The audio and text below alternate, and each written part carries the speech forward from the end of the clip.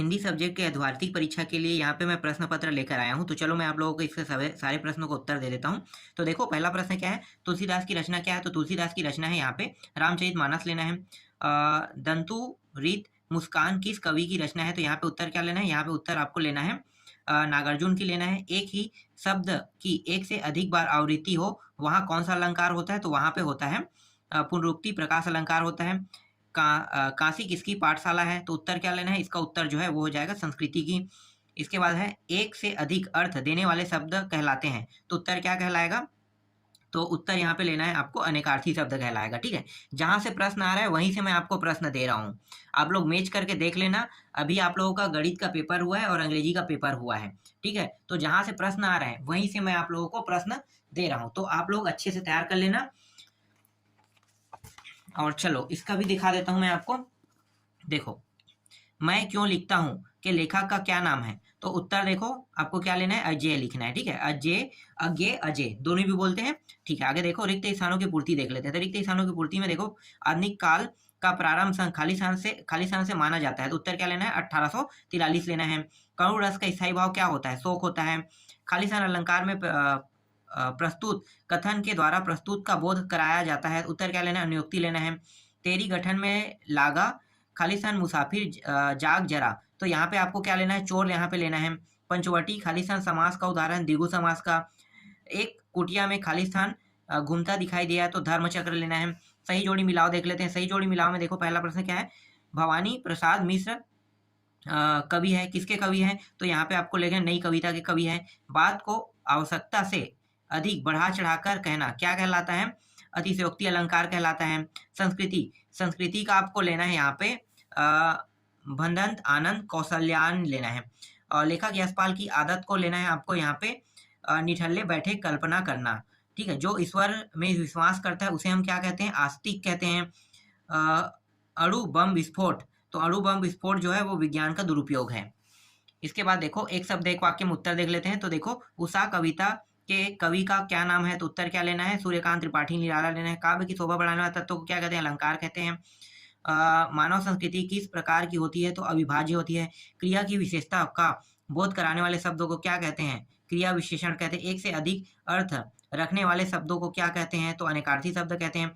मधु का कांक्रिया की कौन सी रचना आपके पाठ्य पुस्तक में है? तो साना साना हाथ जोड़ी। ठीक है, ये है। इसके बाद देखो सत्य असत्य दिखा देता हूं। तो ये जो पहला है ये सत्य है, ये दूसरा जो है ये भी सत्य है, तीसरा सत्य है, चौथा असत्य है, पांचवा असत्य, छठवा असत्य है। ठीक है, अब यहाँ पे देखो फागुन में ऐसा क्या होता है जो बाकी रीतियों से भिन्न होता है? ठीक है, ये प्रश्न देख लेना है। बच्चे की दंतु रीत मुस्कान का कवि के मन में क्या प्रभाव पड़ता है? ठीक है, ये प्रश्न है अथवा में। तो आपको इसी प्रकार से प्रश्न देखने को मिलेगा। ठीक है, जैसे कि यहाँ पे मैं दिखा रहा हूँ। फिर देखो कवि आत्मकथ्य लिखने से क्यों बचना चाहते हैं? ठीक है, गोपियों के अनुसार राजा का धर्म क्या होना चाहिए? दो प्रयोगवादी कवियों के नाम तथा उनकी एक एक रचना का नाम लिखिए कह रहा है। नई कविता की दो प्रमुख विशेषताएं लिखिए। सूर्यकांत त्रिपाठी निराला अथवा नागार्जुन की काव्य विशेषताएं निम्नांकित बिंदुओं पर लिखिए। ठीक है, ये दोनों लिखना है। ठीक है, 10वां देखो पाठ्य पुस्तक मुक्त और गेय छंद के दो अंतर कह रहा है। शांत रस की परिभाषा लिखते हुए एक उदाहरण दीजिए कह रहा है। रौद्र रस की परिभाषा लिखिए और एक उदाहरण दीजिए कह रहा है। अनुयोक्ति अलंकार की परिभाषा उदाहरण सहित लिखिए। 12वां प्रश्न देखो बाबू गुलाब राय के अनुसार निबंध की परिभाषा लिखते हुए हिंदी के दो निबंधकारों के नाम लिखिए। जीवन की परिभाषा दीजिए तथा एक जीवनी लेखक का नाम लिखिए। इसके बाद 13वां प्रश्न है, 14वां प्रश्न है। ठीक है, काशी में हो रहे कौन से परिवर्तन बिस्मिल्लाह खां को व्यथित करते हैं? ठीक है, आगे दिखाता हूं 15वां प्रश्न। देखो 15वां प्रश्न है। ठीक है, 15वां 16वां देखते हैं। 16वां में क्या है? सब कुछ जानने वाला जिसका कोई आकार ना हो। ठीक है, एक वाक्य एक शब्द में उत्तर वाला है। ठीक है, आगे देखो ये क्या है? ये है वाक्यों को पढ़कर अर्थ के आधार पर उनके प्रकार बताइए कह रहा है। तो ये चारों पढ़ना है, इनके प्रकार बताना है। फिर 17वां प्रश्न देखो हिरोशिमा की घटना विज्ञान का भयंकर दुरुपयोग। ठीक है, ये वाला है विज्ञान के भयंकर दुरुपयोग कहाँ तक और किस तरह हुआ है। ठीक है, इसके बताना है।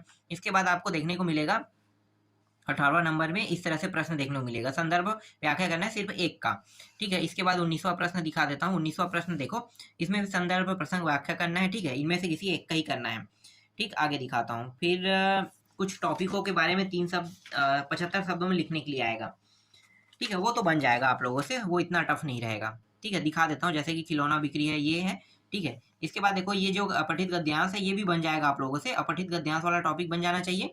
उपयुक्त गद्यांश का शीर्षक बताना है, और मनुष्य यथार्थ मनुष्य किसे कहते हैं, उपयुक्त गद्यांश का सारांश, ठीक है, ये है। और ये वाला तो बनेगा भी नहीं, इसको तैयार भी मत करना, ठीक है। इसके बाद दिखा देता हूँ, यहाँ पे देखो पत्र किसके लिए आया है। तो यहाँ पे पत्र आया है, हाँ, माध्यमिक शिक्षा मंडल मध्य प्रदेश भोपाल की 10वीं बोर्ड परीक्षा अनुसूची द्वितीय प्रति मांगने के लिए आया है ना। और ये जो सब निबंध है ये निबंध है, ठीक। तो इस तरह से मैंने आपको एक प्रश्न पत्र दिखा दिया। तो जितने भी मैंने प्रश्न पत्र दिखाया उन सभी को मिला के पढ़ना है, सभी को मिला के ही प्रश्न आएगा।